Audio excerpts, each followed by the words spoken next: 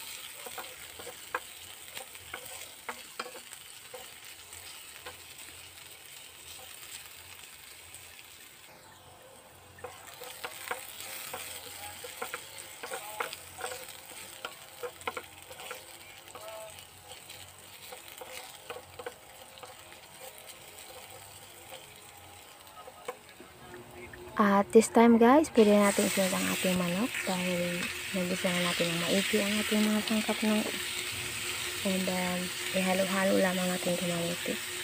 Haluin mabuti. Ayan.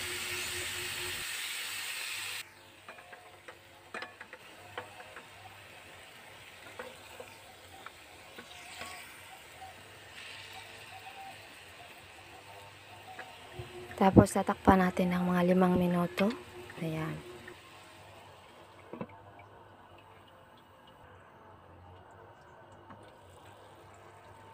So, ayan. 5 minutes is over. Tapos maglagay tayo ng black pepper powder.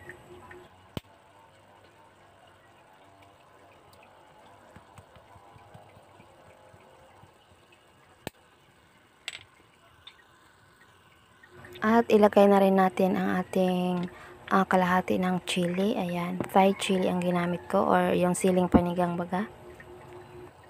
Tapos yung the rest of the sili, isabay na natin sa ating green beans later. So ayan, haluin lamang natin mabuti. Pasensya na guys at maingay kasi nasa malayo naman yan sa amin May nagchinso ng mga kahoy. Malayo siya sa amin. Pero dinig na dinig pa din. So, ayan, tatakpan natin to ng another 5 minutes. Pagkalipas ng 5 minuto, ganito na siya guys. Meron na siyang tubig, madami-dami na.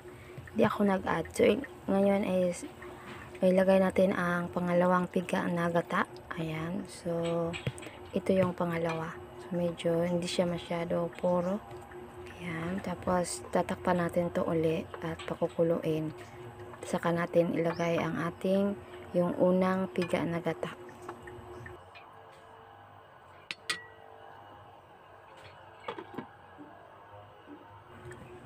So ayan guys, at paminsan-minsan natin tong buksan. Ayan, kasi umaapaw.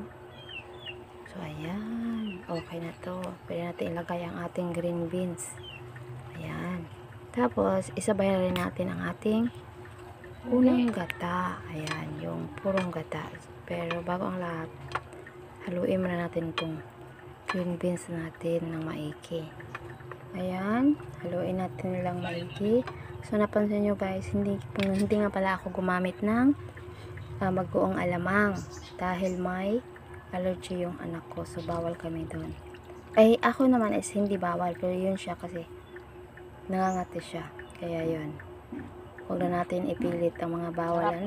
So, ayan nga pala. Nilagay ko na ang unang gata natin. Tapos, tatakpan natin to siya. Ayan. So, ayan na guys. Nakulo na. Dahil nga, di ako naglagay ng alamang. So, dito tayo babawi sa patis. Ayan. Walang allergy siya sa patis. Kaya, pwede siyang kumain. or magsawsawa ng patis, ganun yan. Ito yung patis. Ayan. So, tatakpan lamang natin to ulit ng mga saglit lang, 2 minutes like that. Ayan.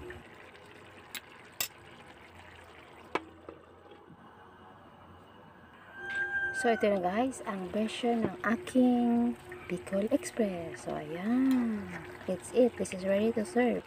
So, thank you guys for watching. If you like this video, please give it a thumbs up and share and subscribe if you haven't yet. Click the notification bell button to be notified with my most latest videos. Bye!